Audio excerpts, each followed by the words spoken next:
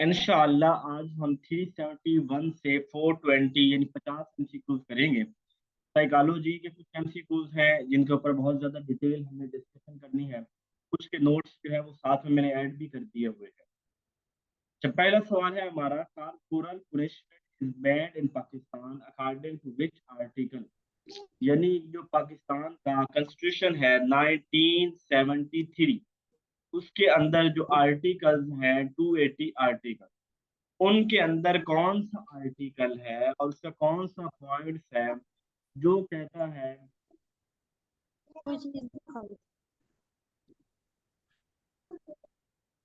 जो ये कहता है कि बच्चों को मारना एक क्राइम है और बच्चों को जो है वो नहीं मारना चाहिए। यानी उसकी बुनियाद पे मुकम्मल तौर पे पाकिस्तान में कारपूरा पनिशमेंट, फिजिकली पनिशमेंट बैन है। वो आर्टिकल 37A है। क्या है? Article 37A। इसको मैं थोड़ा सा कर दूं। Okay. Next, how many stages moral development theory of Kohlberg. Kohlberg जो है उसकी मोरल डेवलपमेंट थ्योरी, जिसके हवाले से कल हमने बड़ी ही बहस की थी, उसके कितने जो है वो लेवल कितने हैं और स्टेजेस कितनी हैं? जरा पहले मुझे बताइए कि लेवल कितने हैं। ये स्टेजेस तो 6 हैं, चले मान लिया, लेवल 3 है, ठीक हो गया। लेवल कितने हैं? परी कन्वेंशनल, कन्वेंशनल और पोस्ट कन्वेंशनल। और स्टेजेस कितनी है? 6 हैं। पहला क्या होता है? Punishment and obedient, punishment and obedient. और दूसरी स्टेज कौन सी होती है? जिसने पर्सनल रिवार्ड और एक्सचेंज, यानी कुछ ले, कुछ लो और कुछ दो की बुनियाद पे हम अच्छे हैं। फिर तीसरी स्टेज क्या है? जिसके अंदर वो कहता है गुड गर्ल और बैड, गुड बॉय या बैड बॉय। यानी कुछ लोग अच्छे होते हैं, उन्हें प्रेज चाहिए होती है और वो उस वजह से अच्छे होते हैं कि मेरी तारीफ होती है, ये मेरी पहचान होती है। और कुछ इस वजह से जो है ना, कुछ बुरे हैं, असि बुरे हैं, सानू चंगे करने की लोड़ ही कोई नहीं है। अच्छा, वो हो गया। कुछ लोग ऐसे होते हैं लॉ की जो है ना, वो लॉ को अवॉइड करते हैं, अबलाइज करते हैं, लॉ को मानते हैं, लॉ के मुताबिक काम करना पसंद करते हैं। फोर्थ स्टेज हो गया। फिर इसी तरह सोशल कंट्रैक्ट है, और इसी तरह जो है वो एब्स्ट्रैक्ट है, यानी कि यूनिवर्सल एथिकल प्रिंसिपल है। ठीक है। नेक्स्ट है, इसको मैंने, ये मैं कर दूंगा। किसी बात की समझ ना हो तो पूछ लीजिएगा। लास्ट में ग्रेट पर्सनैलिटी है। कौन सी ग्रेट पर्सनैलिटी है आपकी, जरा वो बता दीजिए।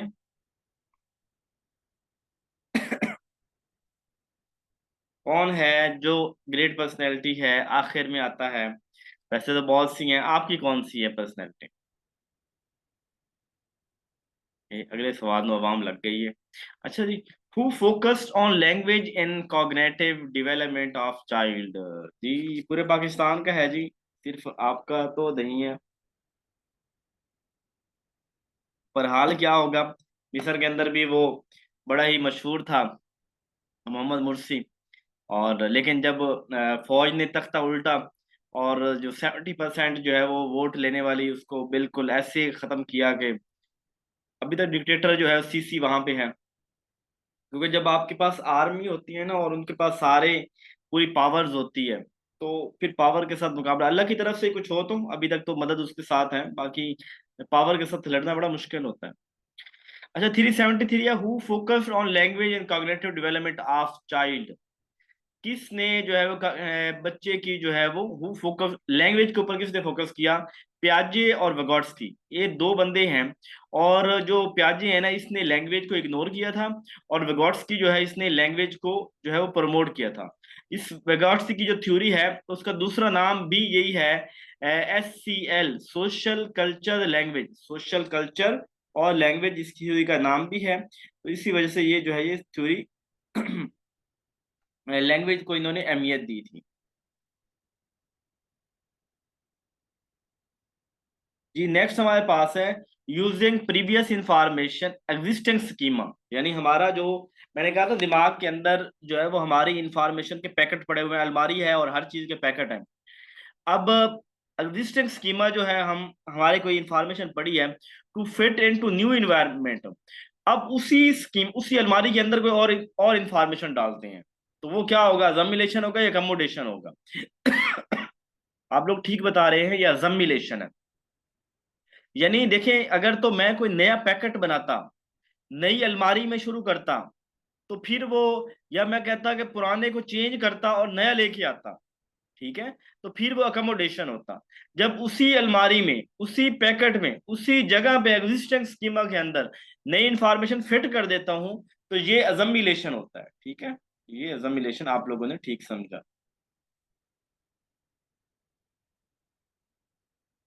जी, वो जिस तरतीब से प्रीवियस इंफॉर्मेशन पड़ी हुई है ना, वो मैडम फातिमा, माशाअल्लाह आपकी जो है वो साइकोलॉजी अच्छी है। और साइकोलॉजी बड़ा इंपॉर्टेंट एरिया है, अगर इसके ऊपर ग्रिप है ना, तो एजुकेशन के एग्जाम आपके लिए मसला नहीं है।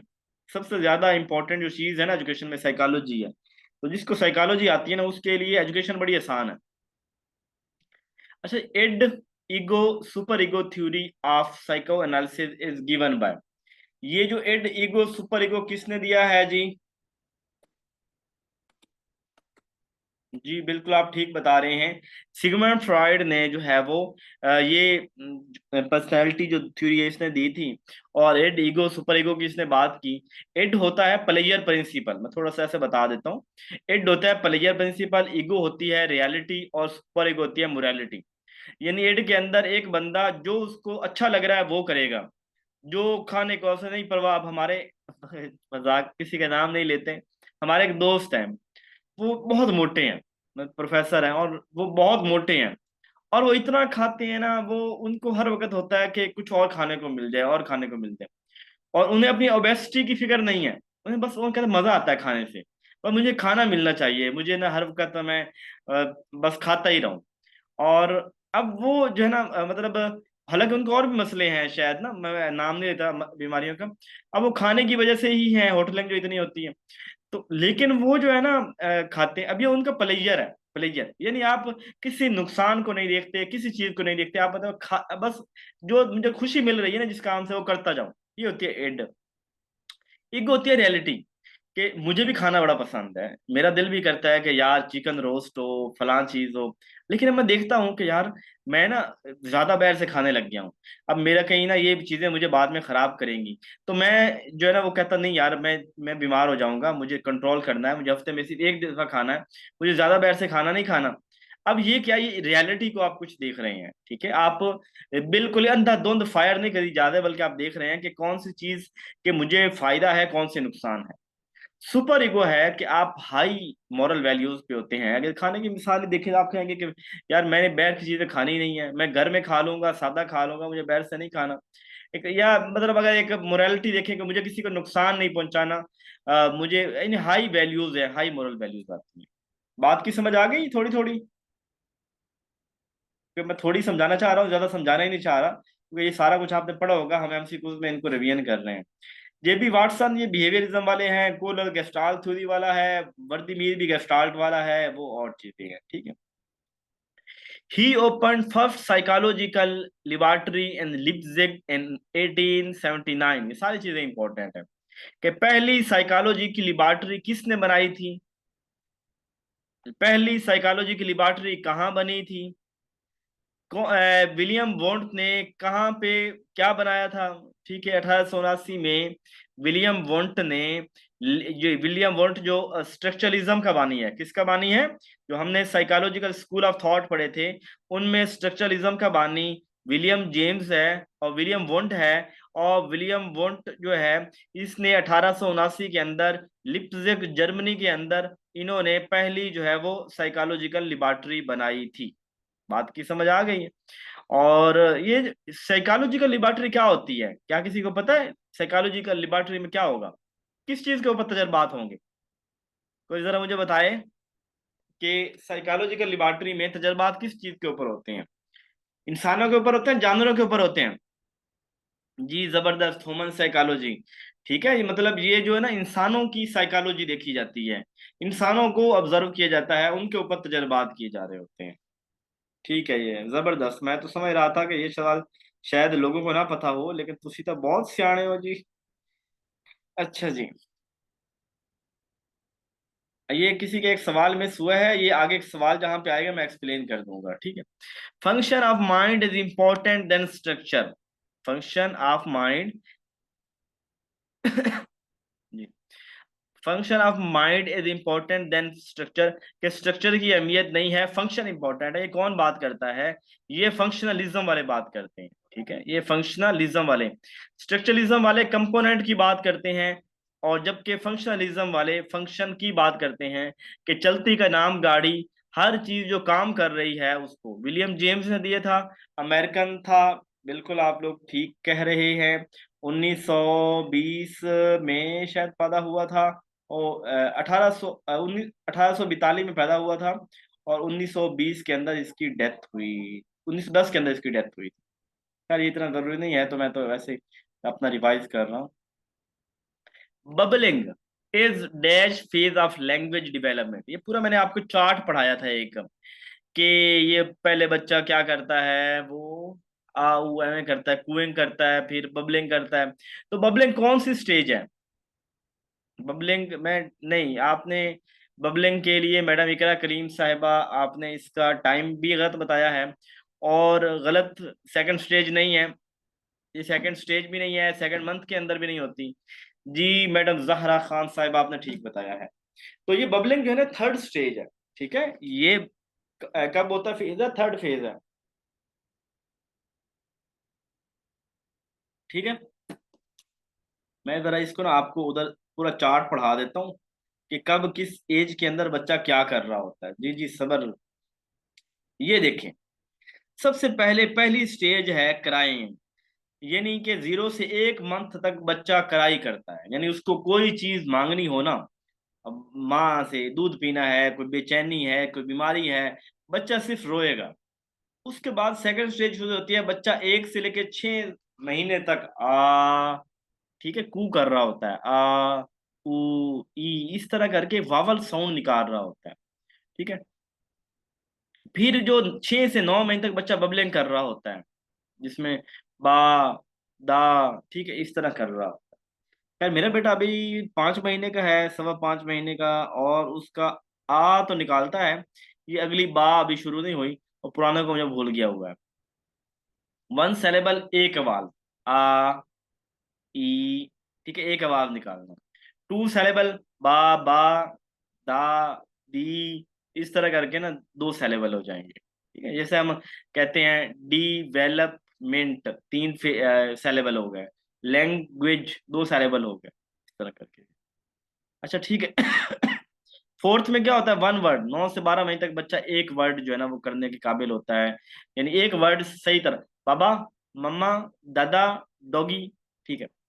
और पांचवी, 2 वर्ड्स, बच्चा जो है ना वो 2 साल तक 2 अल्फाज की रवानगी के साथ कर सकता है। नो, पानी दो, दूधू दो, डॉगी आया, ठीक है। इस तरह करके बच्चा 2 अल्फाज बोलता है, यानी फिक्रे के अंदर ना अपनी शार्ट मुख्तसर सी लैंग्वेज यूज करता है। छठी स्टेज के अंदर 3 सालों के अंदर बच्चा कहता है, मम्मा किधर है, पानी पीना है, पोटी करनी है। अब मैं अपने बच्चों के सारे अल्फाज तो नहीं बता सकता। अच्छा जी, 7th स्टेज है, 4 to 5 सेंटेंस 4 ईयर, मतलब बच्चा यहाँ पे क्लियरली बोलने की काबिल हो जाता है। जी, सबको समझ आ गई इन बातों की, इस चार्ट की समझ आ गई है सर मियाँ बादशाह साहेब? ओके, चलें जी आगे चलते हैं। 13 to 19, 13 to 19 जो है वो एज रिगार्डेड है। 13 साल से 19 साल तक की एज क्या होती है? अडोलसेंट। आप लोग बिल्कुल ठीक बता रहे हैं। यानी इसको आपने ये याद रखना है, कि बच्चा जवान होने जो ना नौजवान जिसे कहते हैं ना, उससे पहले की है। यानी जब बच्चा बालिग होता है, आपको अंदाजा होगा कि तकरीबन बच्चे की बलूगत का जो टाइम होता है वो 11 साल से शुरू हो जाता है। तो 11 साल से 19 साल तक ये टाइम जो होता है, ये अडोलसेंस में आता है, ठीक है। तो यहाँ 13 से 19 साल लिखा हुआ, तो ये अडोलसेंस के अंदर आएगा। जब वो 19 साल क्रॉस करेगा ना, उसके बाद आपने उसको कह लेना ये अडल्टहुड है, ठीक है, अडल्टहुड है। Oldest method of psychology, psychology का सबसे पुराना मेथड कौन सा है? Psycho analysis. ये सिगमंड फ्रॉड है, और सिगमंड फ्रॉड जदीद मॉडर्न साइकोलॉजी साइको एनालिसिस है। या स्टार्ट होल की बात करते हैं। इंट्रोस्पेक्शन पुराना है। इंट्रोस्पेक्शन होता है अपनी जात को समझना, अपनी जात के मुतालिक सवाल करना। अपनी जात को जांचना परखना, ये इंट्रोस्पेक्शन होता है। यानी पुराने जमाने का सबसे पुराना मेथड, खुद को देखो, अपने आप को देखो, ये बिल्कुल स्ट्रक्चरलिज्म के अंदर आता है। और विलियम वुंट का कौन था शागिर्द, क्या नाम था उसका जिसने ये इंट्रोस्पेक्शन दिया था? विलियम वुंट का शागिर्द था जिसने उसकी बेटी से शादी भी बाद में की थी। ये बड़ा रोले होते हैं, शागिर्द जो होते हैं शादी भी कर देते हैं, उन्हीं के बच्चों से ही कर रहे होते हैं। चले, जिसका जहां दा लग जाए। तो ये क्या यार उसका नाम था, कोई तो बता दो। टिचनर, टिचनर, टिचनर बोल रहा है, ठीक है, टिचनर था ये।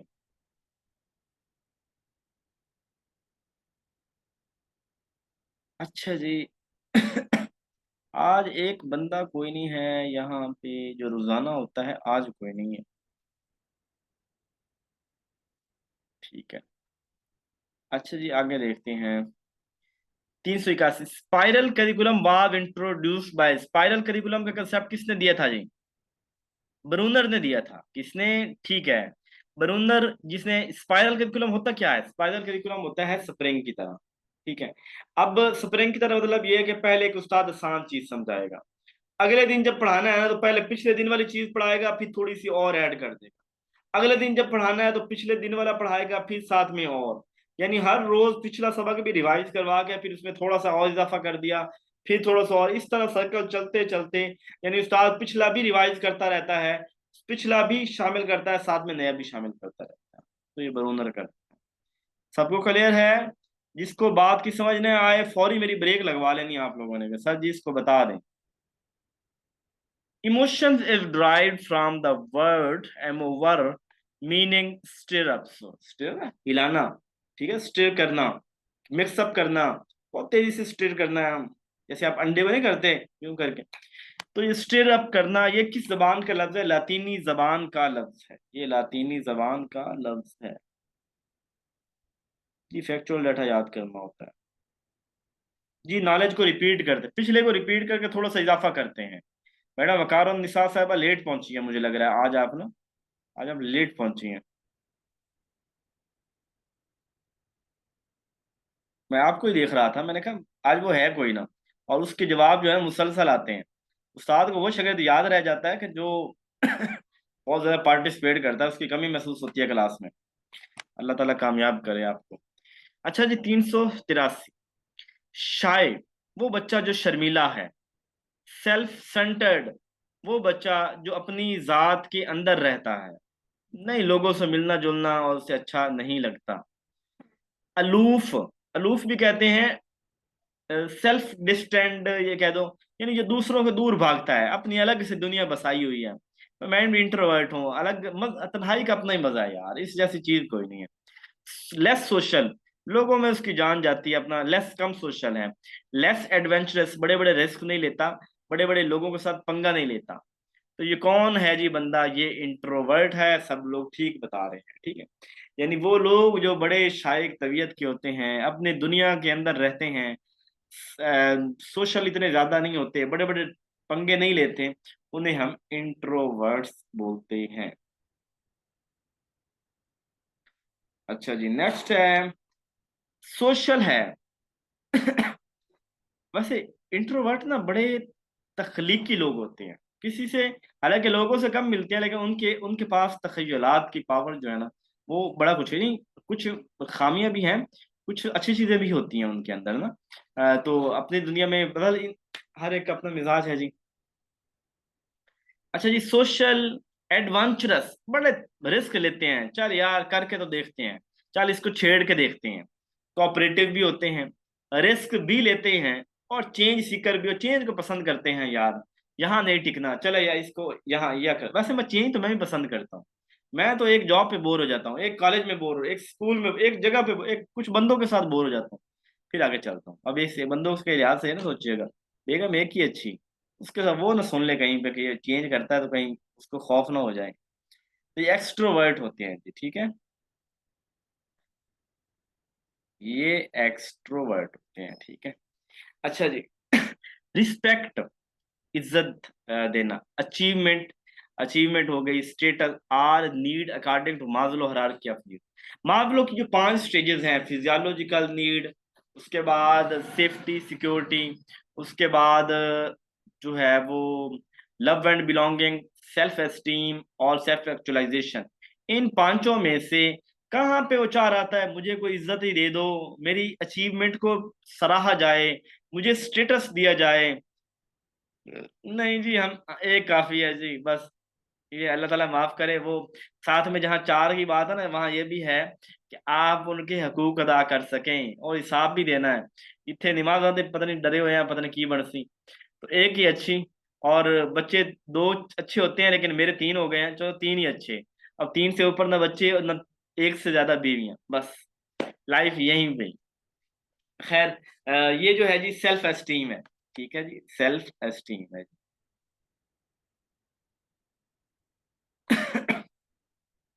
उसके बाद remove pleasant stimulus to decrease behaviour. ये सवाल मुझे आपको समझाना पड़ेगा।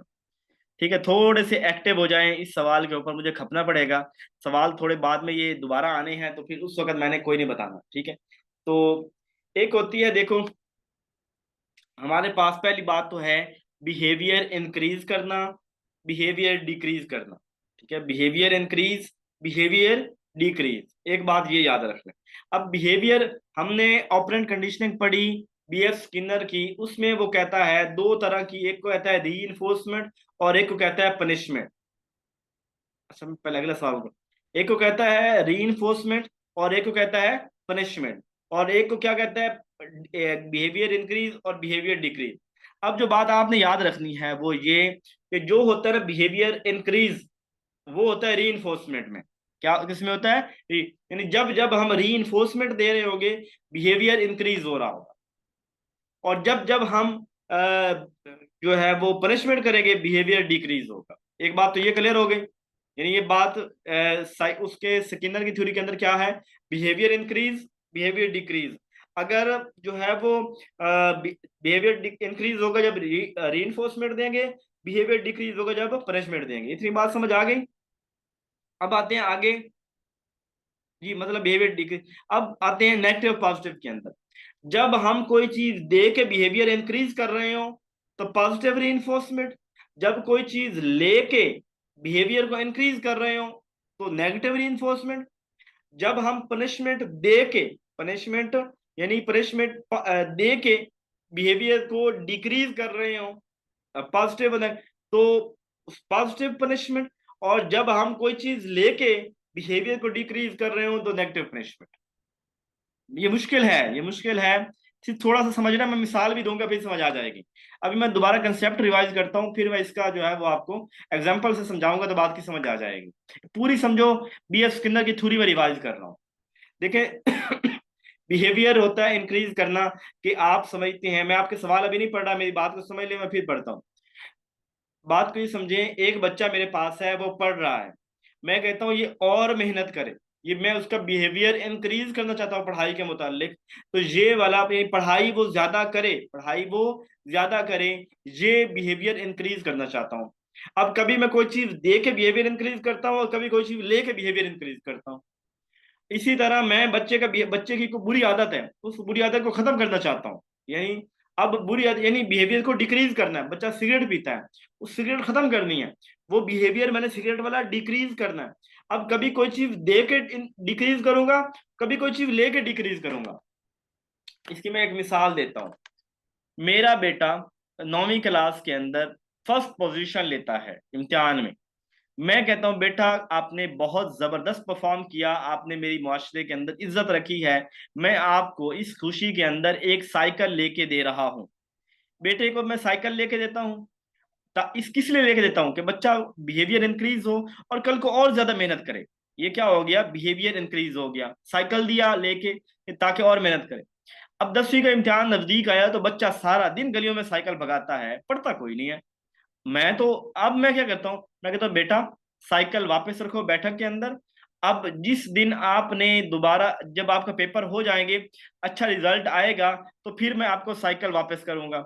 अब साइकिल ली किस लिए है कि बिहेवियर क्या हो, इंक्रीज हो, बिहेवियर क्या हो, इंक्रीज हो, इस वजह से मैंने साइकिल दी है ना। तो ये मेरा ये वाला पॉजिटिव रीइंफोर्समेंट, नेगेटिव रीइंफोर्समेंट बता दिया। जब लेंगे तो नेगेटिव, जब देंगे तो पॉजिटिव। फिर दूसरी मिसाल पनिशमेंट की है। बच्चा काम कोई नहीं, होमवर्क करके आता, ठीक है, बच्चा होमवर्क नहीं करके आता तो मैं उसको होमवर्क डबल दे देता हूँ कि आपने कल होमवर्क जो है वो दो, एक दफा मैंने कहा था कि आपने कल 2 दफा लिख के लेके आना है, ये आपकी सजा है, आज आपने एक दफा भी नहीं लिखा, कल 2 दफा लिख के आएंगे। तो मैं कुछ दे रहा हूँ तो ये दे क्या रहा हूँ, पनिशमेंट है ना, अवर्सिव चीज, यानी वो चीज जो बच्चे के लिए पसंद ना हो, बच्चे तो होमवर्क भी इतना पसंद ही नहीं है, मैं उसको होमवर्क ज्यादा दे रहा हूँ, अवर्सिव चीज ज्यादा दे रहा हूँ। मकसद क्या है, उसका बिहेवियर डिक्रीज करना जो ना लिखने वाला है। अब ये मेरा हो जाएगा पॉजिटिव पनिशमेंट। और इसी तरह जहां मेरा बेटा पहले नहीं पढ़ता था और साइकिल भगाता रहता था, अब परमानेंटली किसी चीज को ले लेना, नेगेटिव रीइंफोर्समेंट में भी चीज लेते थे लेकिन टेम्परेरी लेते थे, नेगेटिव पनिशमेंट में परमानेंट चीज ले लेना, ये वाली हमारी होती है नेगेटिव पनिशमेंट, बिहेवियर को डिक्रीज करने के लिए। यहाँ पे देखो, पहली बात हो रही है डिक्रीज बिहेवियर, तो इसका मतलब है पनिशमेंट की बात हो रही है। फिर रिमूव यानी ले रहे हैं वापस, तो क्या हो जाएगा, रिमूव प्रेजेंट स्ट्रिंग में, यानी आप उससे वापस ले लें, रिमूव मतलब वापस लेना, आप उससे ले रहे हैं, और बिहेवियर भी डिग्री, यानी बात हो रही है पनिशमेंट की। अब ये सी और डी में से ठीक है, और रिमूव कोई चीज वापस ले रहे हैं तो ये नेगेटिव पनिशमेंट हो जाएगा। किसी ने भी सवाल का जवाब ठीक नहीं दिया था। बात की समझ आई है सबको? बात की समझ आ गई बच्चों? बच्चों नहीं, डियर लर्नर्स, रिस्पेक्टेड कुलीग्स, देखिए हमने इसको याद रखना है। पहली बात है डिक्रीज बिहेवियर, डिक्रीज की बात आई है ना, तो फौरी ज़हन में क्या आए कि ये भाई डिक्रीज बिहेवियर वाला होता है पनिशमेंट।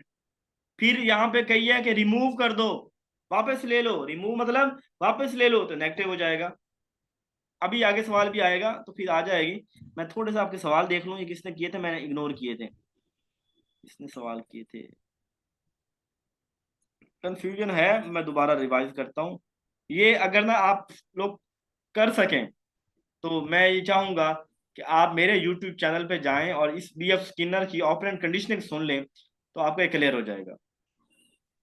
जी फातिमा साहिबा ने ठीक कहा, इंक्रीज रिलेटेड टू रीइंफोर्समेंट, जब इंक्रीज हो रहा होगा तो रीइंफोर्समेंट है, ठीक है, और जब डिक्रीज बिहेवियर हो रहा है पनिशमेंट है। अच्छा, उसके अलावा यानी हमेशा बिहेवियर डिक्रीज हो, जब बिहेवियर डिक्रीज होगा पनिशमेंट होगा, बिल्कुल हमेशा ही, और जब बिहेवियर इंक्रीज होगा तो रीइंफोर्समेंट होगी हमेशा। मैडम वकार निसार ने भी ठीक कहा है, मतलब बिहेवियर इंक्रीज एंड डिक्रीज। जी मैडम महवेश गफार साहिबा।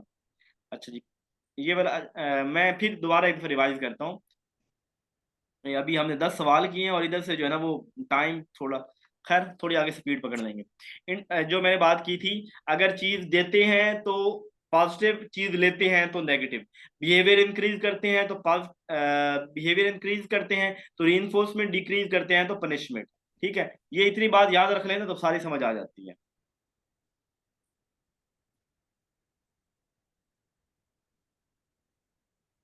नेक्स्ट ये एक सवाल पूछा था, इंट्रोवर्ट एक्सट्रोवर्ट। इंट्रोवर्ट वो लोग होते हैं जो तभी बड़े शर्मसार से होते हैं, शर्मसार नहीं, शर्म करते हैं, लोगों से अवॉइड करते हैं, अलग अलग तन्हाई पसंद होते हैं, अलग रहना पसंद करते हैं, बड़े रिस्क नहीं लेते, सोसाइटी में लोगों में नहीं जाते, घुलते मिलते नहीं हैं।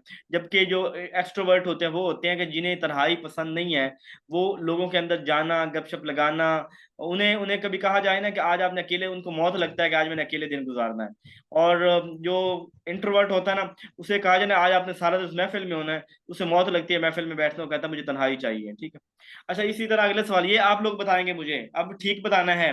रिमूव कर दिया, रिमूव करेंगे तो पनिशमेंट होगा, सॉरी पहले ये बताएं, रिमूव जब होती है चीज तो नेगेटिव होता है कि पॉजिटिव होता है? फिर बिहेवियर को इंक्रीज और मेंटेन, बिहेवियर इंक्रीज करेंगे तो रीइंफोर्समेंट होगी या पनिशमेंट होगी? अब यहाँ पे बात आपने खुद, रिमूव किया तो नेगेटिव हो गया जबरदस्त, और बिहेवियर इंक्रीज किया तो क्या हो गया, रीइंफोर्समेंट हो गई, तो नेगेटिव रीइंफोर्समेंट हो गई। जबरदस्त, जो लोग समझ गए हैं शुक्रिया, शुक्रिया उनका कि वो समझ गए हैं, नहीं तो मैं ऊंचा बोल बोल के ना, यकीन करो मुझे खांसी हो गई है।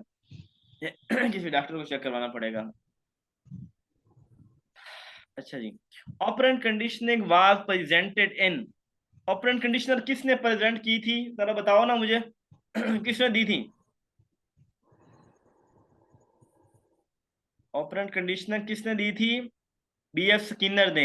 और कब दी थी? 1938 के अंदर, 1938 के अंदर। कब दी थी? 1938 के अंदर।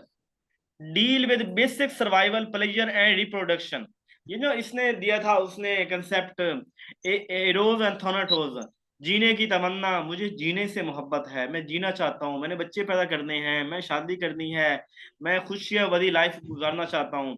तो ये इरोज होता है। थानाटोज होता है मरने का खौफ, हर हले नेगेटिव ही रहना है, पता नहीं केले जान चली जाए यार, मर जाना, छड़ यार, मर जाना मर जाना मर जाना लगाए रखते हैं। तो थानाटोज वाले जो है ना, मरने का खौफ उनके ऊपर सवार होता है, थानाटोज होते हैं। और इरोज जिनको जीने की तमन्ना होती है, बड़े ग्लैमरस किस्म के लोग होते हैं, जिनको हम इरोज कहते हैं। समझ आई बात की? अच्छा जी, उसके क्लासिकल कंडीशनिंग कब दी गई थी? क्लासिकल कंडीशनिंग कब दी गई थी? ये फैक्ट बेस है, रट्टा लगा लीजिएगा। थोड़े कोई सवाल हमको कर लें ताकि हम अगले फेज के अंदर जो है वो 50 मुकम्मल भी तो कर लें ना। A person perform what he sees, एक बंदा वो करता है जो वो देखता है। ठीक है, परफॉर्म व्हाट ही सी, ये कौन सी होगी? कोवर्ट बिहेवियर होगा या ओवर्ट बिहेवियर होगा?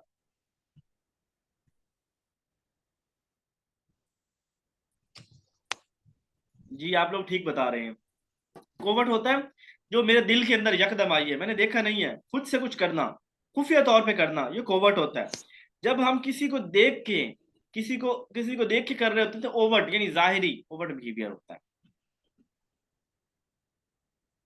कोवर्ट कहते हैं छुपा हुआ, और ओवर्ट कहते हैं कवर्ड, बिल्कुल। और ओवर्ट होता है वाजे। Who is the author of the book principle of psychology? जी, कौन बंदा है जिसने लिखी थी प्रिंसिपल ऑफ साइकोलॉजी बुक? और उसकी कोई और, जी बिल्कुल आप ठीक बता रहे हैं, विलियम जेम्स ने प्रिंसिपल ऑफ साइकोलॉजी लिखी थी। ये फंक्शनलिज्म का बानी है। ठीक हो गया, शुक्रिया शुक्रिया। Who is the father of individual psychology? कौन है जो इंडिविजुअल साइकोलॉजी की बात करता है? हर इंसान यूनिक है, हर इंसान का सोचने समझने का तरीका, स्टाइल अलग है। एल्फ्रेड एडलर है, ठीक है, एल्फ्रेड एडलर है। और ये वाली थ्योरी मैंने नोट्स के अंदर शामिल कर दी है, इसी के अंदर एमसीक्यूज के अंदर। तो ये आपने इसको पढ़ लेना है पूरी पूरी को, ताकि मुस्तकबिल में इससे कोई और सवाल भी आए तो आप कर लें, क्योंकि मैंने बैच 5 के अंदर ये थ्योरी नहीं पढ़ाई। तो ये मैंने जो है वो यहाँ पे इसके अंदर सारे नोट्स, इसकी जो थ्योरी है ना, वो डिटेल सारी मेंशन कर दी है। आपको नोट शेयर हो जाएंगे, आप इसको एक दफा रीड जरूर कीजिएगा, क्योंकि ये थ्योरी मैंने पढ़ाई नहीं है, तो आपकी कोई मिस्टेक ना हो जाए, अगर सवाल कहीं और घुमा के देता है तो। ठीक हो गया जी। Obedience and punishment orientation is dash stage of Kohlberg moral development theory. उसकी हमने जो है वो कोहलबर्ग की मोरल डेवलपमेंट थ्योरी जो की है, उसके अंदर जो है वो ओबीडियंस एंड पनिशमेंट जी पहली स्टेज है। जबरदस्त, लेवल भी पहला और स्टेज भी पहली। Situation in which there is no clear-cut answer regarding the morally correct action। आप ना कहीं पे खड़े हैं बड़ी टेंशन के अंदर, आपको समझ नहीं आ रहा है कि इसका ये क्या, इसका मैं क्या करूं, यानी रोजाना हमें हजारों किस्म की बसूड़ियां पड़ती हैं। बसूड़ी मतलब कोई काम, कोई ऐसा, तो हम सोच में पड़ जाते हैं। मैं बाजार में चमचा लेने गया और उसने मुझे चमचों की 4 वैरायटियां दिखा दी। अब मैं सोच में पड़ गया कि मैं कौन सा लूं। अब कोई एक दिखाता तो मैं लेके जल्दी जल्दी भाग आता। अब मैं सोच में पड़ गया कौन सा लूं, किसी के पैसे ज्यादा है और कोई है कमजोर। खैर मतलब ये मोरल डायलामा, जहां आप फैसला ना कर पा रहे हो, जहां आपके क्लियर कट कोई सोल्यूशन ना हो, तो वो वाला आपकी मदर टांग में मोरल डायलामा। डायलामा सर क्या कहा है व्यास साहब? अच्छा जी, animism, conservation, problem are related to which stage of प्याजे कॉग्निटिव डेवलपमेंट? लसन जी, ठीक हो गया ठीक हो गया। हाँ, अब मैं ना अगले दिन हम बैठे थे, मेरे उस्ताद के बच्चे सीएसपी ऑफिसर भी हैं, तो बहरल हमारी ना डिस्कशन, और वो भी मेरे एचओडी भी हैं, एजुकेशनिस्ट हैं अच्छे खास, बड़े मतलब अपने दौर के कामयाब आदमी हैं। तो वो ना उनके साथ डिस्कशन हो रही थी, तो वो कहते हैं कि अपने बच्चों को हमने जुल्म किया है, जिशान आप नहीं करना, कि अपनी कल्चरल लैंग्वेज अपने बच्चों को जरूर सिखाना। जो मजा, जो मजा अपनी जबान के अंदर, अब मैं अपने बच्चों से उर्दू बोलता हूँ, और बल्कि आधी अंग्रेजी और आधी उर्दू। हम अब मॉडर्न तो बने हुए हैं, घर में कोई मेहमान आए तो बच्चों की गुफ्तगू सुन के जो है ना वो बड़े मुतासिर तो होते हैं, कि बच्चा जब बता रहा होता है हर चीज के इंग्लिश में बता रहा होता है, मुझे फीवर हो गया था, भाई को कफ हो गई थी, तो उसकी अब जो छोटे छोटे वर्ड हमने सिखाए हुए चीजें, अब वो मुतासिर तो कर लेते हैं। लेकिन जो चार अपनी जबान का है ना, जो मजा अपनी जबान का है वो नहीं है। और कल को इसी कल्चर में रहना है, मार्केट में इधर, वो लोगों को लैंग्वेज सिर्फ लैंग्वेज नहीं होती। लैंग्वेज बेसिकली उसके पीछे एक चीज होती है, एक पूरे इंसान की। हम कभी भी इंग्लिश अंग्रेज को नहीं समझ सकते, क्यों? क्योंकि हमारी वो लैंग्वेज नहीं है। हमने लैंग्वेज को सेकेंडरी लैंग्वेज, फर्स्ट लैंग्वेज के बंदे को सही समझ सकता है। तो बात कहीं और चली जाएगी, लेकिन अपनी लैंग्वेज सिखानी चाहिए। यहाँ बात आ गई है ऊपर। एनिमिज्म क्या होता है, पहले ये बताएं, कोई बताएगा? एनिमिज्म ये होता है कि वो बच्चा जो है ना, वो मेरा छोटा तलहा जो है, वो क्या करता है कि उसको तो मैं जरा सा डांट भी दूं ना तो यूं रोता है ना वो। अब उसको बाद हल क्या होता है, वो कहते हैं बाबा की फैंटी लगाओ। अब बाबा की फैंटी वो क्या करता है, वो हर चीज रख के ना ऐसे करता है कि बाबा की फैंटी लग रही है, 3 दफा करता है, खुश हो जाता है। उसको लगता है कि जब हम ऐसे करते हैं ना तो अगले बंदे को वाकई दर्द होता है। किसी चीज की भी उसे हो ना, कि किसी ने मारा है, किसी ने बात की है, तो वो उसको उसे कहा है ना फैंटी लगा दो, अच्छा खासा रोता हुआ वो जो है ना खुश हो जाता है कि ये मैंने फैंटी लगा दी है। तो ये मतलब होता है कि बच्चा समझ रहा होता है कि जो मतलब उसको दर्द हुआ है। जैसे अगर किसी चीज से टकराया है ना, तो उसे कहे मेरे बेटे को दीवार ने मारा है, चलो दीवार की फैंटी लगाओ, वो दीवार को 2 थप्पड़ लगाएगा, कहेगा कि उसको भी ऐसे दर्द हुआ जैसे मुझे दर्द हुआ। जी जी, आप लोगों ने सही टर्मिनोलॉजीज यूज की हैं उमंग एनिमल पर। इसी तरह कंजर्वेशन होता है, प्रॉब्लम यानी वो चीजों को समझ ना पाना होता है। छोटा बड़ा गिलास वाली जैसे बात की थी। तो ये वाली चीजें जो है ना are related to which stage, अब ये परी ऑपरेशनल स्टेज के अंदर है। ठीक है, आपने क्या बताया था? मैंने तो आपको जवाब देखा ही नहीं था। आप लोगों ने क्या बताया था? सबने ए ही बताया था, ठीक हो गया। किसी को बात की समझ ना आई हो तो पूछ लीजिएगा। अच्छा जी, ईगो वर्क ऑन, ये खत्म होने वाला टाइम तो फिर याद रखिएगा, आज 10 बजे खत्म होगा, 9 बज के 10 मिनट पे। 21 मिनट में दोबारा आ जाइएगा, 1 मिनट इजाफी, ठीक है? अच्छा, ईगो वर्क, ईगो होती है प्लेजर प्रिंसिपल पे, अभी बात की थी ना, ईगो प्लेजर। और उसका रियलिटी होती है, उसका क्या था, ईगो सॉरी, ईगो जो होता है वो रियलिटी होता है, और एड प्लेजर होता है, और सुपर ईगो जो होता है वो मोरल होता है।